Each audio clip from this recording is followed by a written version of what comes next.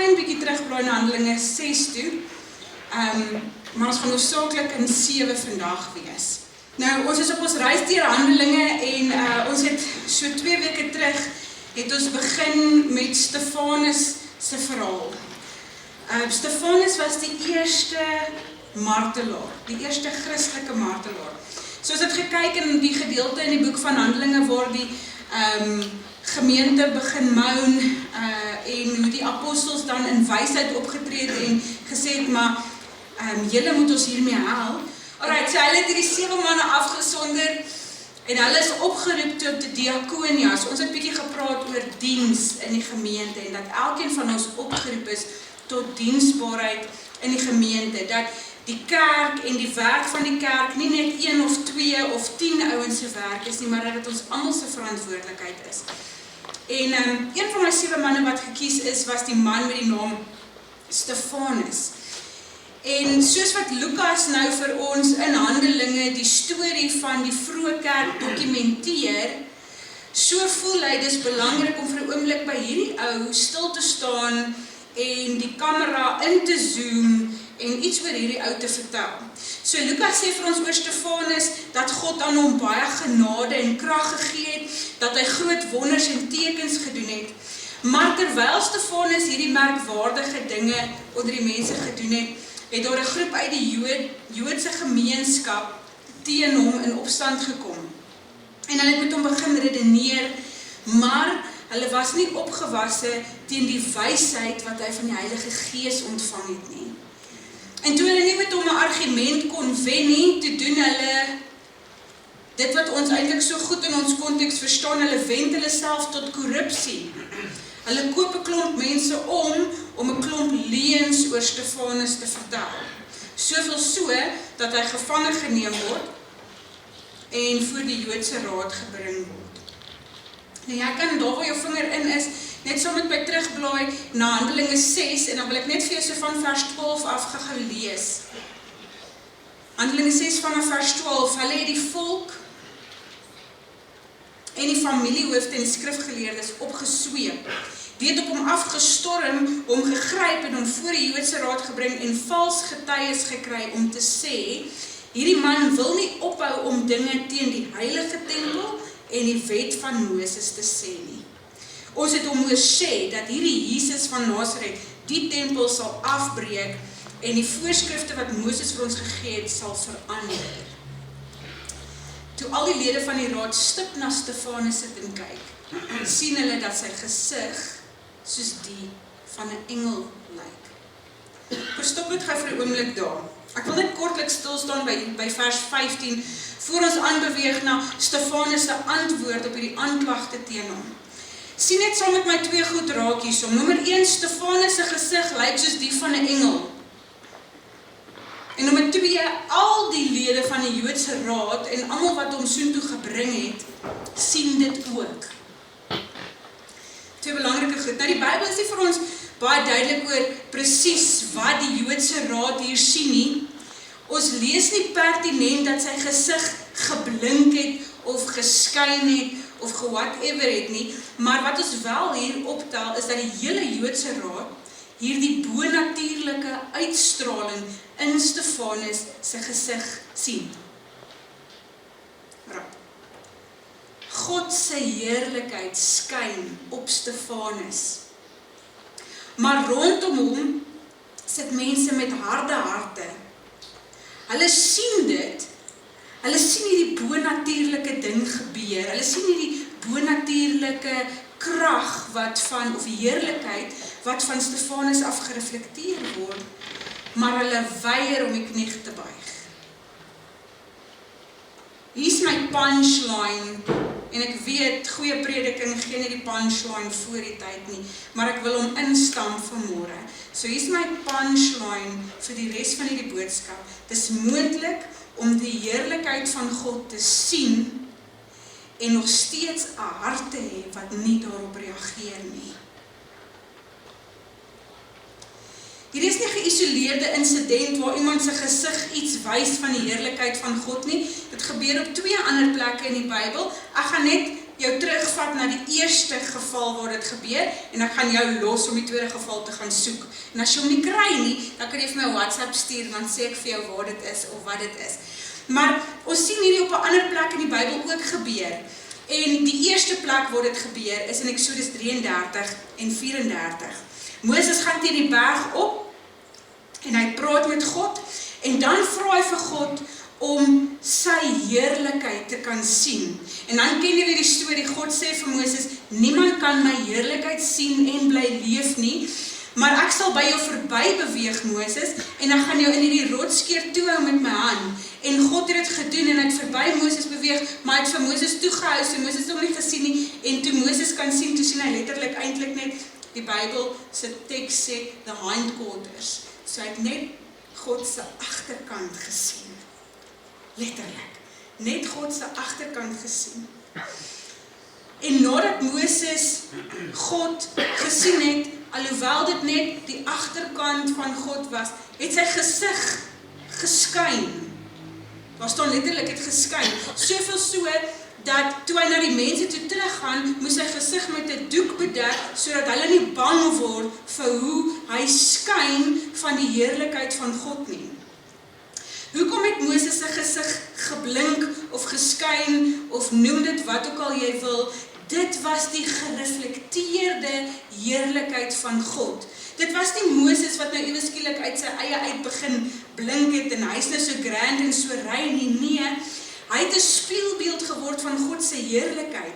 Hy kon nie anders as om daai heerlikheid van God te reflekteer nie, want hy was in die teenwoordigheid van God. Dis wat die teenwoordigheid van God met gelowiges doen. Ons begin anders lyk. Ons begin skyn, vir die gebrek aan 'n beter woord. Mense sien dit raak. So dit wat hier met Stefanus gebeur, is dieselfde as wat hier met Moses gebeur het. Dit is reflected glory. Gereflekteerde heerlikheid.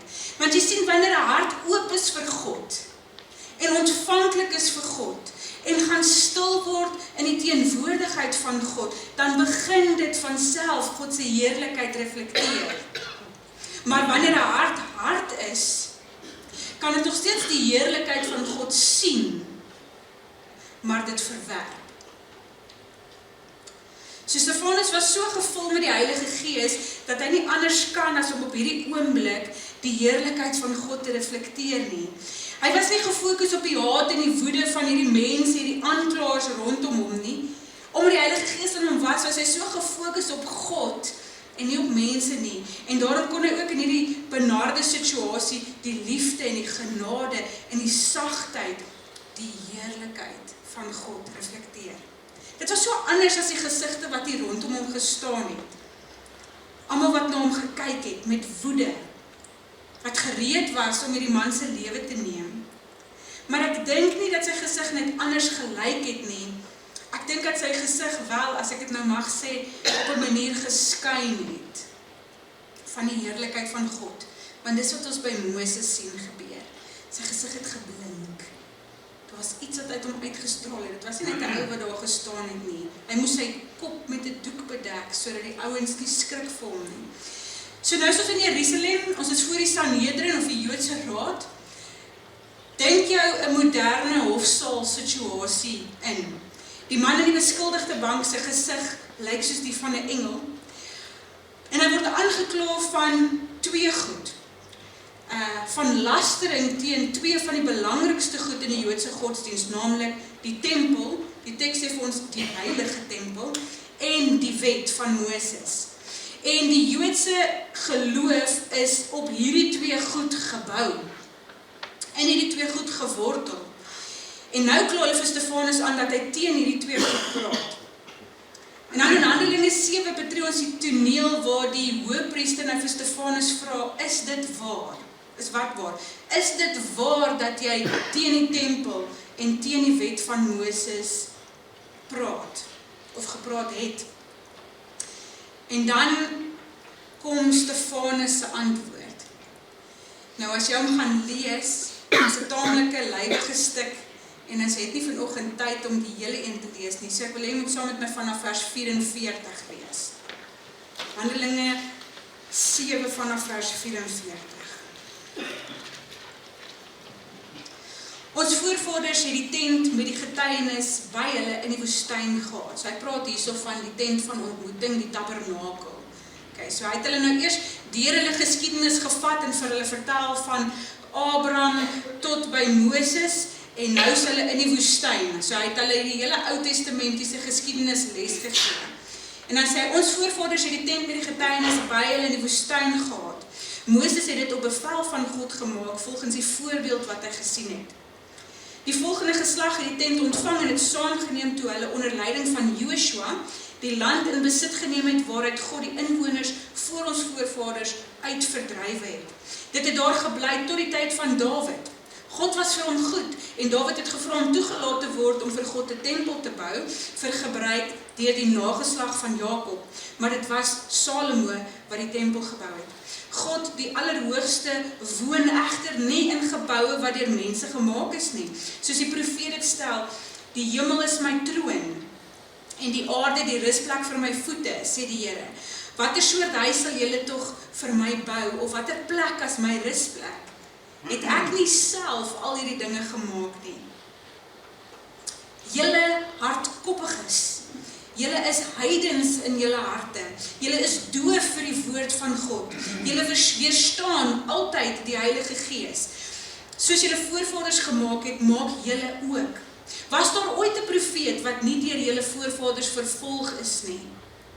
Hulle het God se boodskappers doodgemaak, wat lank tevore die koms van die regverdige aangekondig het.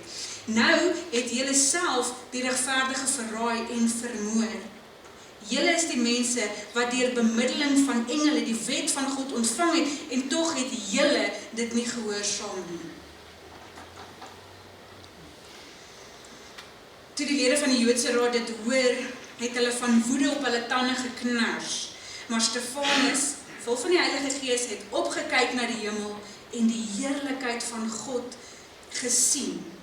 En Jesus, wat aan die regterhand van God staan. Kyk, het hy gesê, ek sien die hemel geopen en die seun van die mens wat aan die regterhand van God staan. Toe het hulle hard geskreeu en hulle ore toegedruk, soos een man het hulle op hom afgestorm, hom uit die stad uitgesleep en gestenig. Die getuies het hulle klere neergesit by 'n jong man met die naam Saulus. En terwyl hulle vir Stefanus stenig, het hy geroep, Here Jesus, ontvang my gees. Toe het hy op sy knieë neergesak en hard uitgeroep, Here, moet hulle tog nie hierdie sonde toereken nie. En met hierdie woorde het hy gesterf.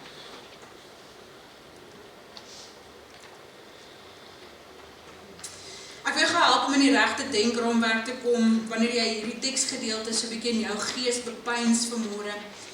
Deur net 'n denkbeeldige scenario voor jou te stel. Verbeel jou, jy word môreoggend wakker, jy vat jou foon en jy sien die nuus dat Christendom nou tot 'n kriminele oortreding in Suid-Afrika verklaar is. En dit is strafbaar met die dood. Right. Hier volg my vraag. Sou jy jou geloof nog openlik kon bely en die gevolge daarvan dra? Sou jy bly in jou geloof maar in die geheim uitleef? Of sou jy jou mense vat en eerder wegtrek na 'n land waar jy en jou geliefdes vrylik julle geloof kan uitleef?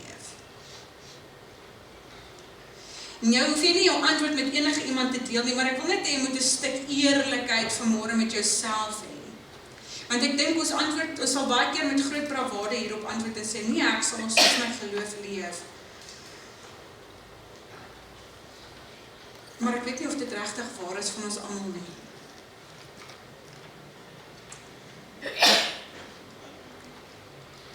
Hulle storm hier in Afrika in die kerke in.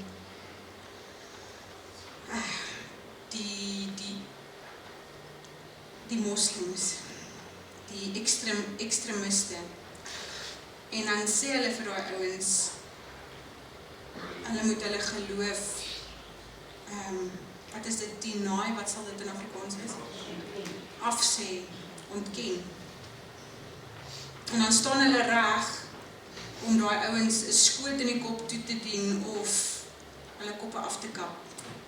Sê nou dit gebeur hier. Kan jy jouself daai situasie indink?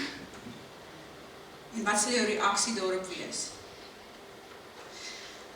Ek het 2 klein kindertjies. Dit bepaal ook nogal so 'n mens oor dit dink. Right. Dit was die situasie waarin Stefanus en die ander gelowiges hulle self bevind het. Hulle moes kies tussen die koninkryk van God en vervolging. Dis waar hulle sit. En voor hierdie insident lees ons van 2 gevalle waar die apostels voor die Joodse raad gedaag was, maar in beide gevalle kon die Joodse raad nie enige skuld in die apostels kry nie.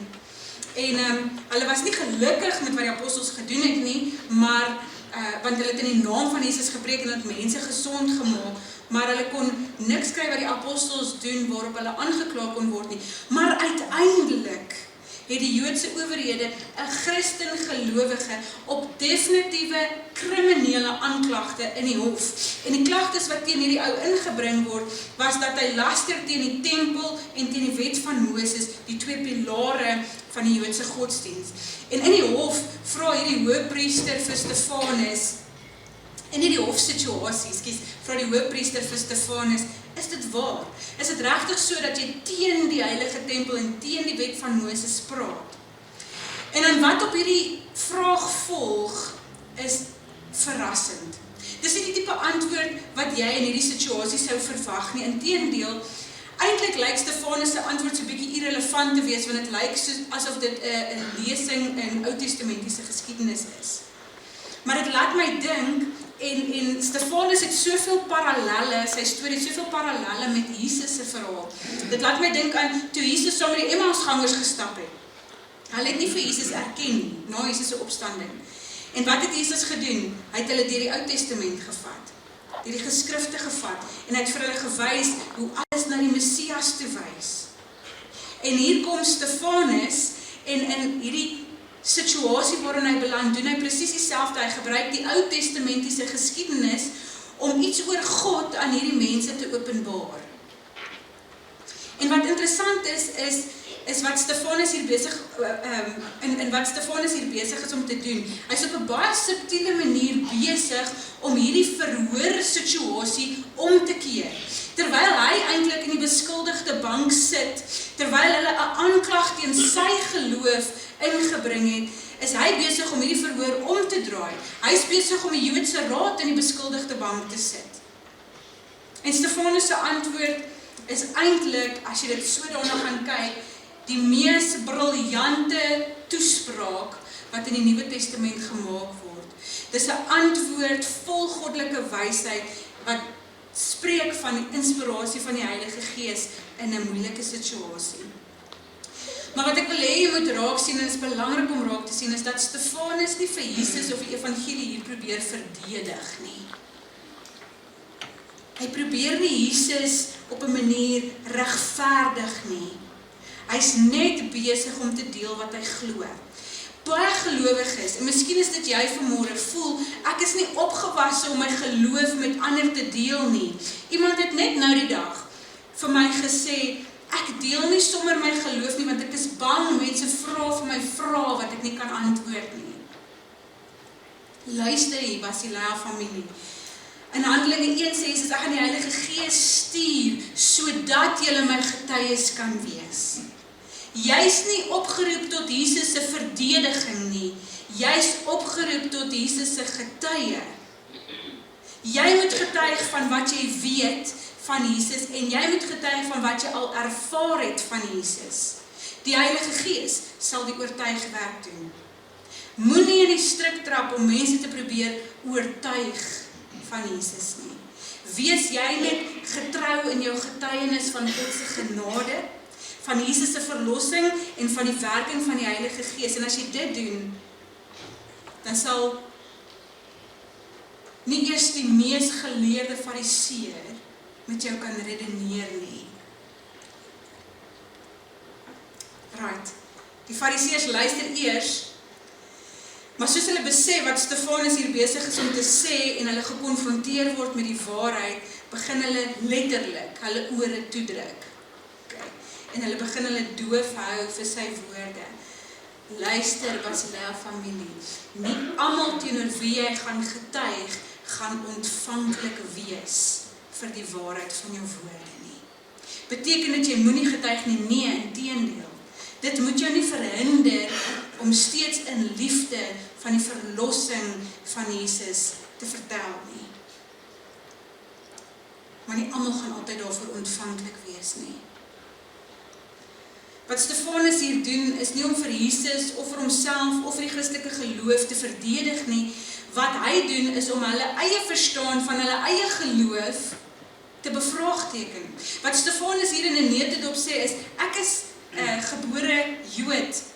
Ek ken die geskrifte wat julle lewe lank bestudeer. En ek sê, julle is skuldig daaraan dat julle eie godsdiens verdraai, dat julle nie eers doen wat julle sê ek moet doen nie.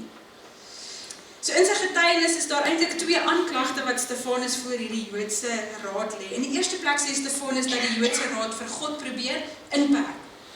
Nou, Stefanus sê vir hulle, julle dink julle het God in julle greep. Julle dink julle oefen 'n vorm van beheer oor God uit, omdat julle hierdie lieflike gebou, hierdie tempel het. Maar God is groter as hierdie tempel, en God kan nie ingeperk word, en God kan allerminst deur julle beheer word.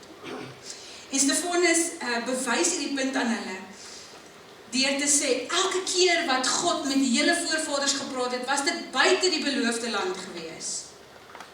Elke keer wat God met die hele voorvaders gepraat het, was dit nie in die tempel nie. Hy sê, waar het God aan Abraham verskyn en met hom gepraat? In Mesopotamië, in Ur, in die land van die Galdeërs. Hy sê, waar het God aan Moses verskyn? In Midian, in die brandende bos. Waar het God met die volk gepraat? In die woestyn, op berg Sinai. En Stefanus sê vir hulle, julle dink dat julle vir God in hierdie tempel kan opsluit. Julle kan nie. God is groter as julle idees oor hom. Kyk net na julle eie geskiedenis en julle sal sien dat God nog nooit beperk was tot die tempel nie. Jy sien, die probleem was nooit dat God homself nie duidelik gemaak het aan die volk nie, hy het. Die probleem was dat hulle harte nie oop was vir wie hy werklik was nie. Selfs in die woestyn, toe hulle die wolk en die vuurkolom by hulle gehad het, die magtige tekens van God se teenwoordigheid by hulle, was hulle harte so hard, dat hulle terug verlang het na die slawerny van Egipte. Nie terug verlang na die vleispotte nie. Die vleispotte het saam met die slawerny gekom, daarom het ons daar lekker geëet. Daar was 'n spur.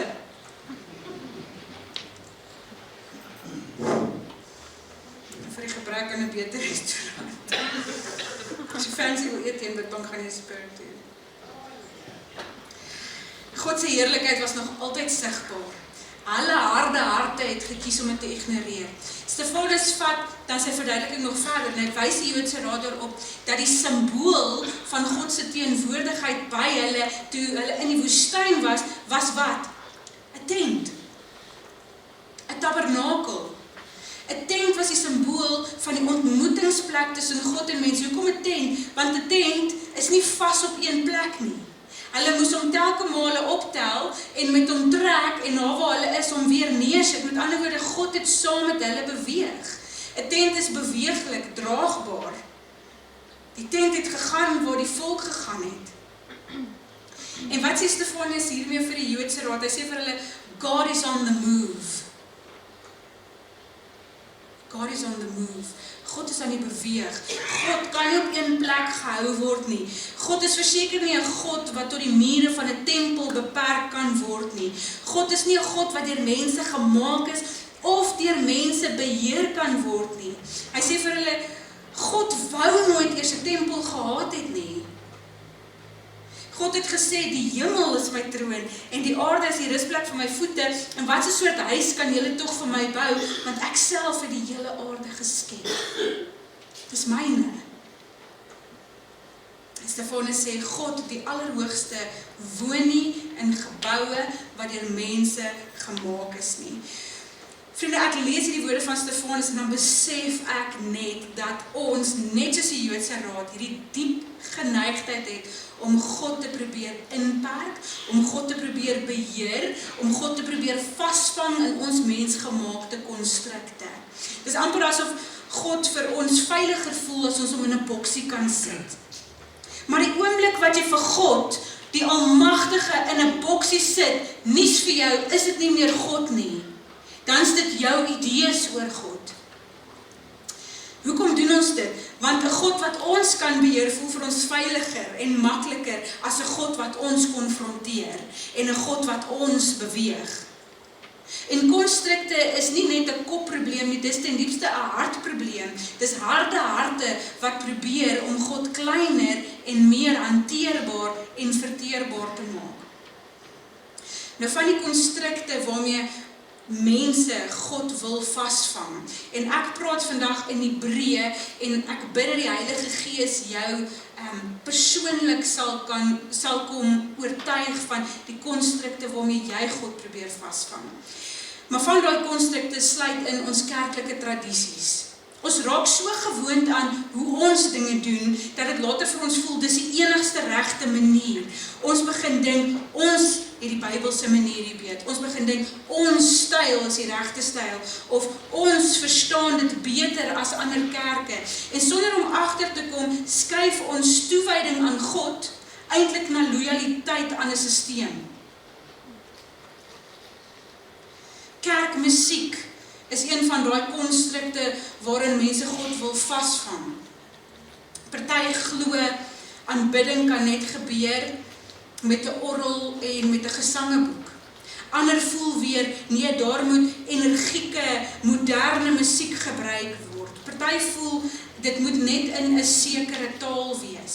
En skielik gaan dit nie meer oor God nie, maar oor my voorkeure, en oor die styl wat ek verkies, en oor die emosie wat dit by my wek. Ek love die mix wat ons vandag gesing het. Dit was 'n veilige mix, sodat niemand nou niks dink van hierdie.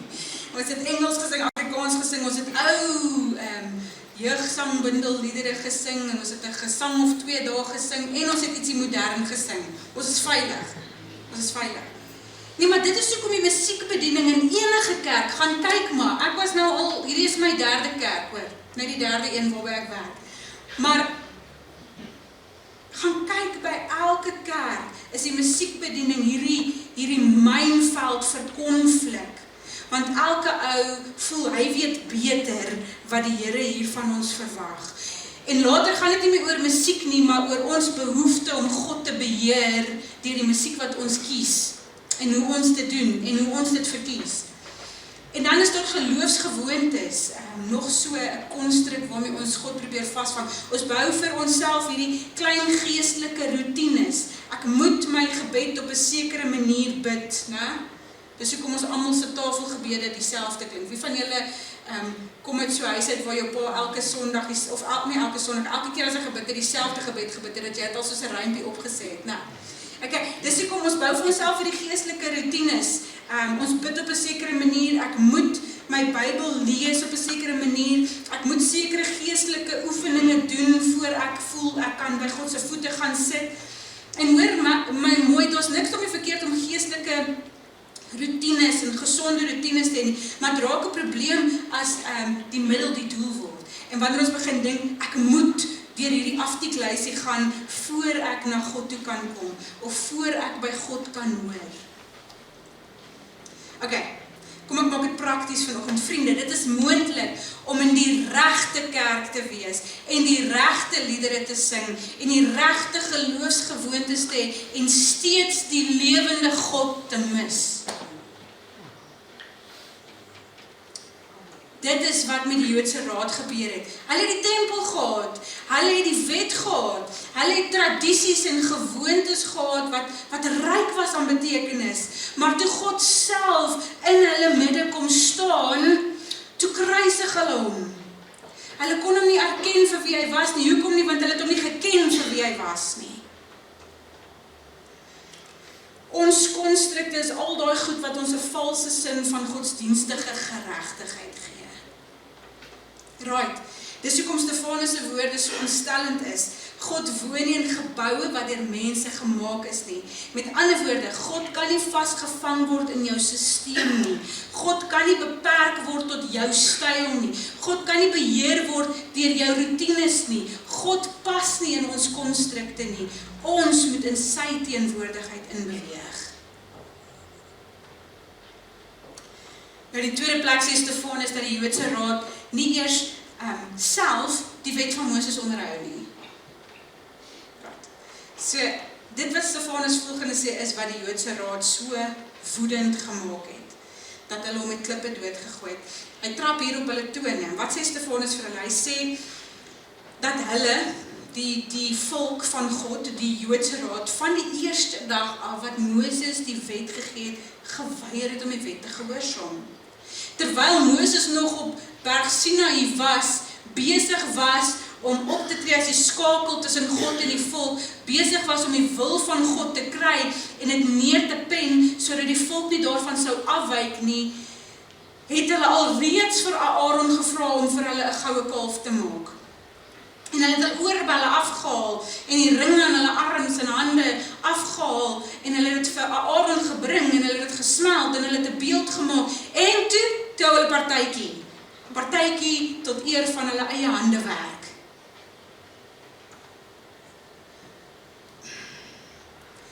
Ek weet nie, as hierdie woorde jou nie konflikt nie, broer en suster, dan weet ek nie. Stefanus sê die volk het die sterre aanbid.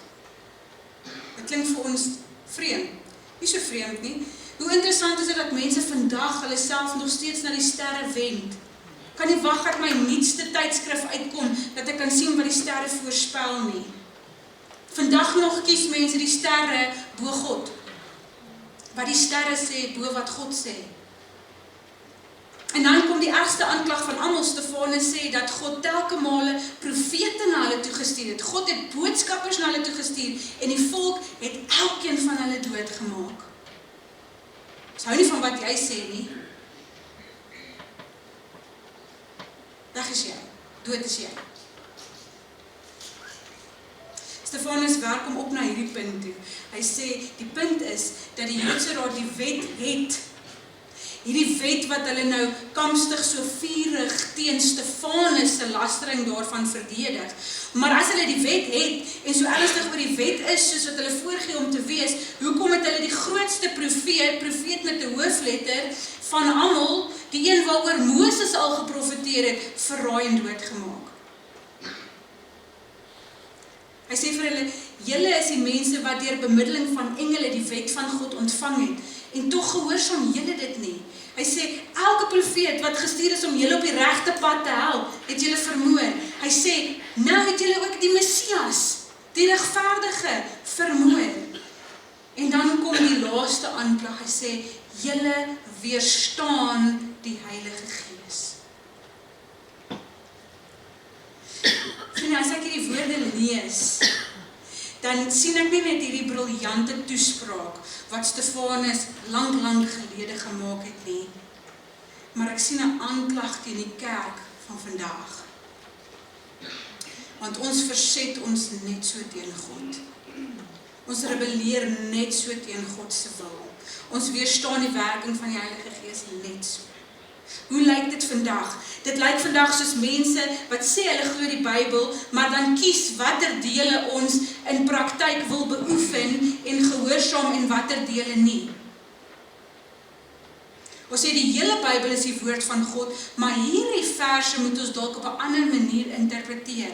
Ons hou van die dele wat ons troos en ons bemoedig, en ons ignoreer die dele wat ons konfronteer of wat ons leefstyl aanspreek. Ons hou daarvan om te hoor dat Jesus ons sondes aan die kruis vergewe het, maar ons dra vir jare lank aan hierdie bitterheid in ons harte van dit wat daai ou eendag met my gedoen het. Ons lees dat God hoogmoed haat, maar ons trots bly onaangeraak.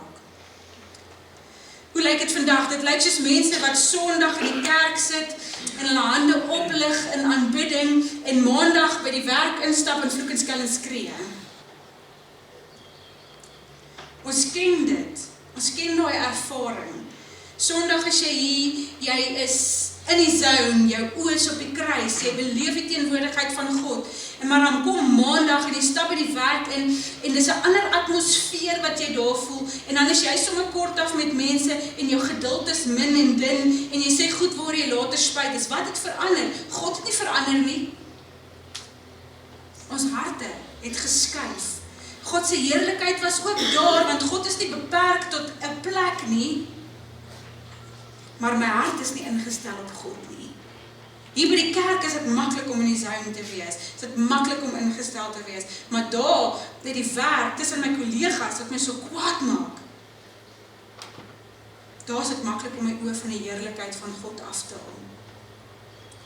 Hoe lyk dit? Dit lyk soos mense wat die stem van die Heilige Gees hoor, daai sagte oortuiging, maar dit dan ignoreer. Of dit uitstel, of dit wegredeneer. Jy weet daai oomblik wat jy net weet, jy moet iets doen. Jy weet, jy moet nou iemand bel en regmaak. Of jy weet, jy moet hierdie ding wat jy nou doen, los. Die Here hou nie daarvan nie. Daai stem wat vir jou sê, doen dit nou. Maar dan antwoord jy, ek sal later. Hoe langer jy wag, hoe makliker raak dit om my stem te onderdruk.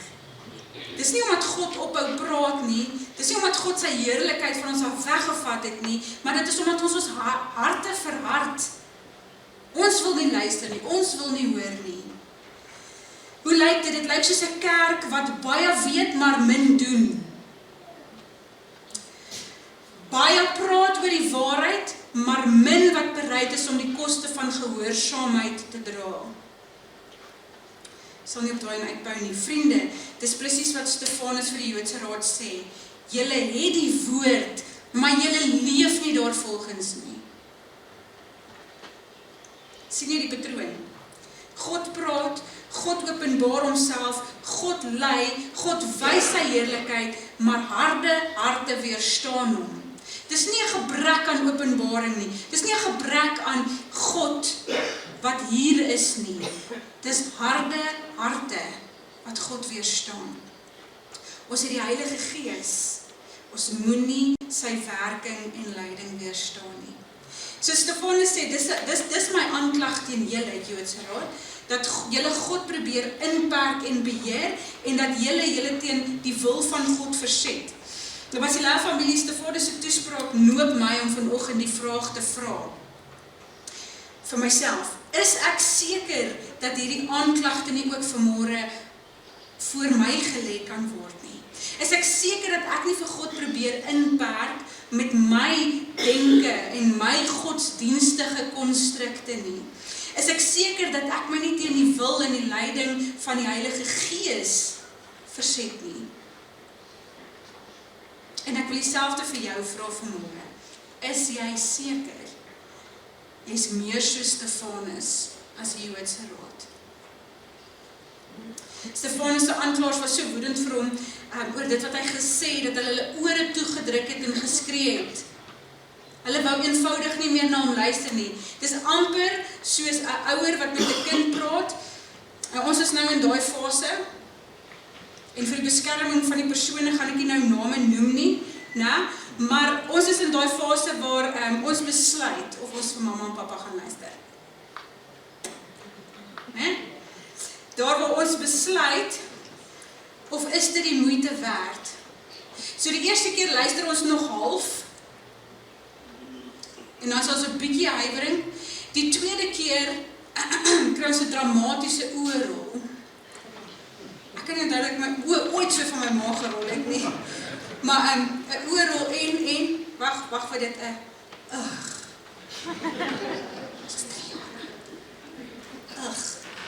Jy moet net die enigste manier om dit te defeat is om dit net beter te doen. So wanneer sy sê dan ek terug. En die derde keer luister ons net Samir nie, want dit was te maklik die eerste 2 keer om nie te luister nie. Nie omdat ons nie gehoor het iemand praat nie, net omdat ons besluit het, ons wil nie nou luister nie, of ons het besluit, dit waarmee ons nou hier besig is, vir ons interessanter, of is vir ons belangriker as dit wat mamma en pappa nou sê. Dis 'n praktiese voorbeeld van hoe 'n geestelike harde hart lyk. Ons hoor dit in die kerk, ons hoor dit in die woord wat ons lees, maar ons reageer nie daarop nie. 'n Harde hart sluit waarheid uit wanneer dit hom pas. Wanneer God se waarheid konfronterend raak, dan kies 'n harde hart om die inspraak van die Gees stil te maak, dood te druk. En dit wat hy gesê het, was vir die Joodse raad so konfronterend, dat hulle dit dood geskree het, gemaak of hulle dit nie hoor nie. En dit is wat jy vandag nog sal sien, wanneer mense met geestelike waarheid gekonfronteer word, wat hulle nie wil hoor nie. Of hulle gaan nie luister nie, of hulle gaan dit probeer doodpraat. En terwyl die Joodse raad op hulle tande kners, het Stefanus, daar staan vol van die Heilige Gees, na die hemel opgekyk en die heerlikheid van God gesien. Let op wat gebeur hier, op dieselfde oomblik, die Joodse raad se harte raak harder en harder, maar Stefanus wat ingestem is op die leiding van die Heilige Gees, sien net al hoe meer en meer van die heerlikheid van God. Dieselfde situasie, twee harte, twee verskillende uitkomste. Nou kyk, as 'n woedende bende op jou afstorm, gaan jy nie jou oë van hulle af wegdraai nie. Die enigste plek waarheen jy gaan kyk is dalk om te kyk waarheen kan jy hardloop. Maar Stefanus kyk op, hy kyk nie eers vir die ouens nie.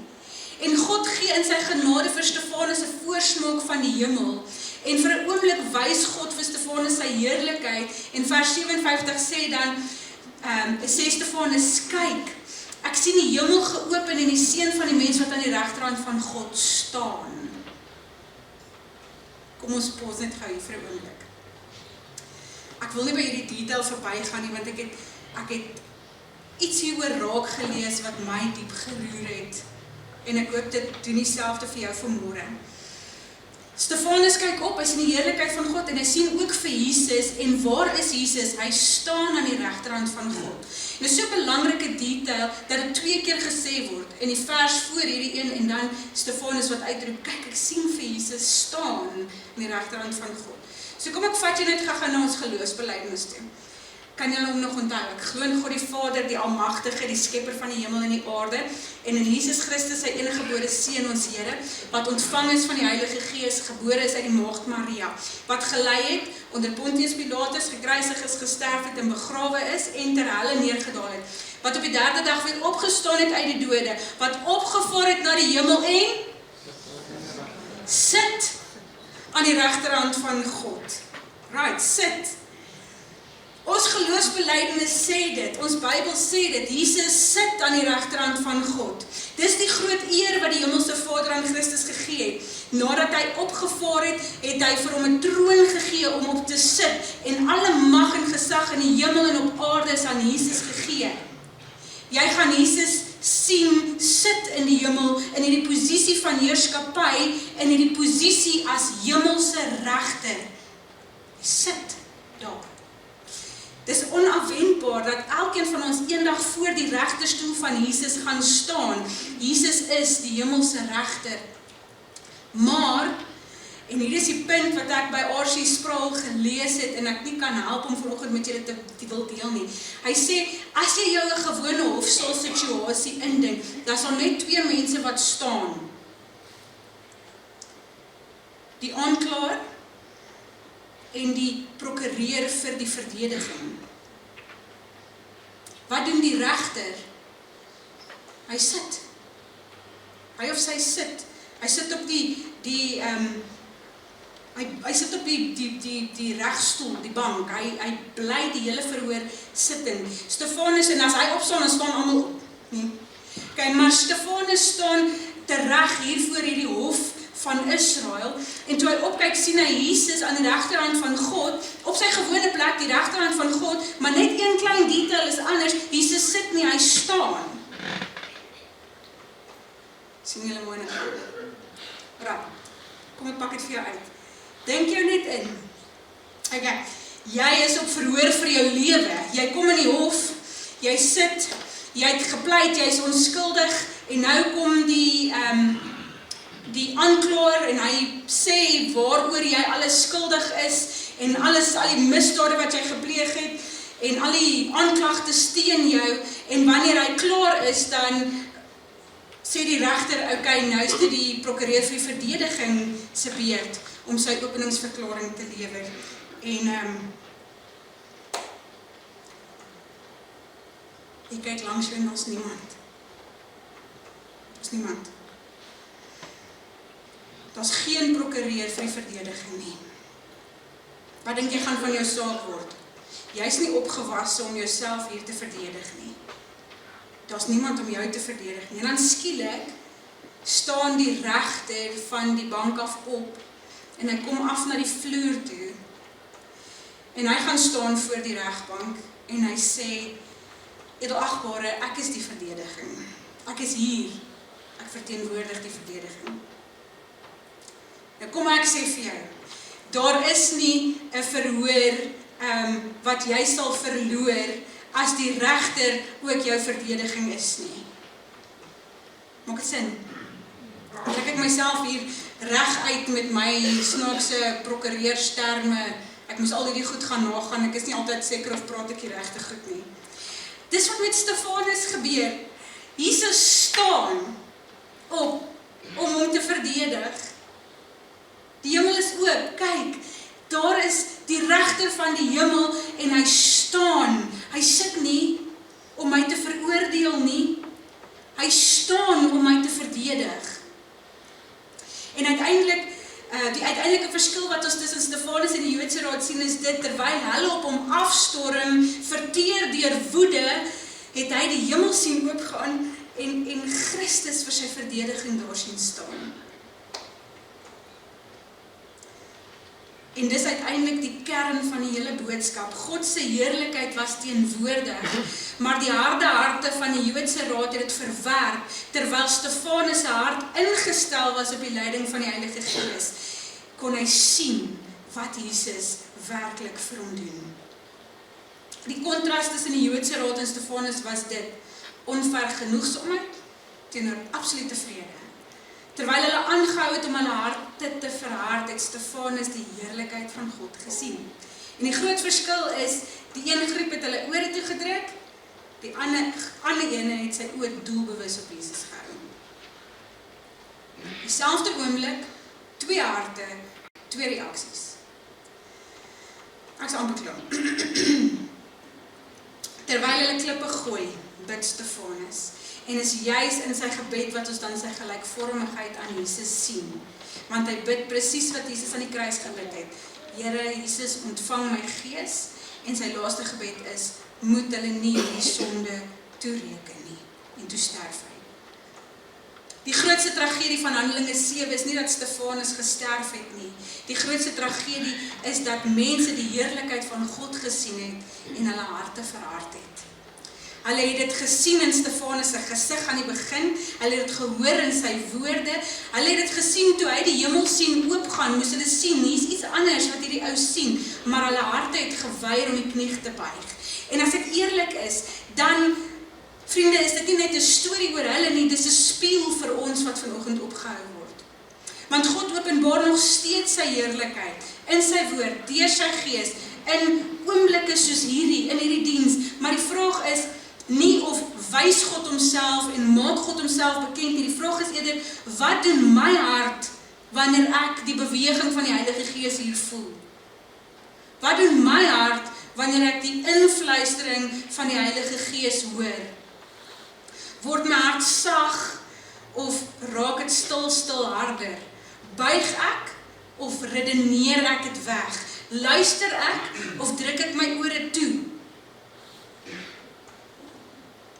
Want jy kan in die regte kerk sit en die regte liedere sing en die regte waarheid uit die prediking hoor en iets van God se teenwoordigheid hier beleef en nog steeds met 'n harde hart hier uitstap. Of jy kan soos Stefanus wees, vol van die Heilige Gees, oë op Jesus, 'n hart wat oop is en dan selfs in die moeilikste oomblik kan jy die heerlikheid van God raak sien. So die een vraag waarmee ek jou vandag wil los, en dis die einde van my storie, is jou hart nog sag vir God en die leiding van die Heilige Gees? Of het jy al geestelike eelte begin kry?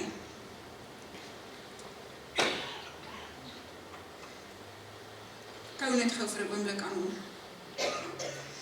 Is jou hart nog sag vir God en vir die leiding van die Heilige Gees? So daai iets waar die Heilige Gees nou al die hele week met jou praat. Hoeveel keer moet hy dit vir jou sê voor jy dit doen? Of voor jy daai sonde los? Is jy nog sag vir die Heilige Gees? Of het jy al eelte begin kry? Het jy jouself al begin verhard? Daai stem al begin dooddruk? Kom ons bid saam. Here Jesus, ons staan vanoggend stil voor U. U die God wat U self openbaar en wat nie U heerlikheid wegsteek nie. En tog as ons eerlik is ons harte nie altyd sag nie, Here. Ons hoor U woord, ons ervaar oomblikke van U teenwoordigheid, ons voel die beweging van die Heilige Gees, maar ons verhard ons harte. Of ons stel uit, of ons redeneer dit weg, of ons kies ons eie pad. Ons maak soos die Joodse raad, ons druk ons vingers in ons ore en ons skree en skree en skree, sodat ons nie moet hoor nie. Sodat ons nie die skuldgevoel moet kry nie. Sodat ons kan voel, ons is geregverdig in wat ons doen. Here, ons wil vra, vergewe ons, waar ons soos die Joodse raad geword het. Waar ons gesien het, maar nie die knie gebuig het nie. En Heilige Gees, ons wil vra, kom werk in ons harte, moenie met ons ophou besig wees nie, kom breek deur dit wat hard geword het. Kom maak sag dit wat afgestomp geraak het, en kom maak ons net weer ingestel op die stem. Here Jesus, gee vir ons oë soos Stefanus, oë wat nie vaskyk in mense nie, maar wat opkyk en wat U raak sien. Gee vir ons harte wat nie weerstand bied nie, maar wat buig, wat luister, wat gehoorsaam. En Here, wanneer U Uself aan ons openbaar, laat ons nie wegdraai nie. Laat ons reageer, laat ons verander. Laat ons leef soos mense wat werklik U heerlikheid sien. Laat dit uit ons uitskyn, soos dit uit Stefanus geskyn het.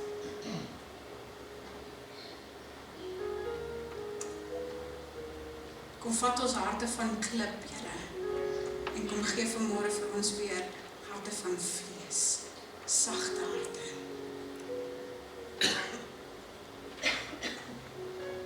Gee ons dan ook in die Gees, Here, daai waagmoed om die eerste tree te gee in gehoorsaamheid. Ons bid dit in die naam van Jesus,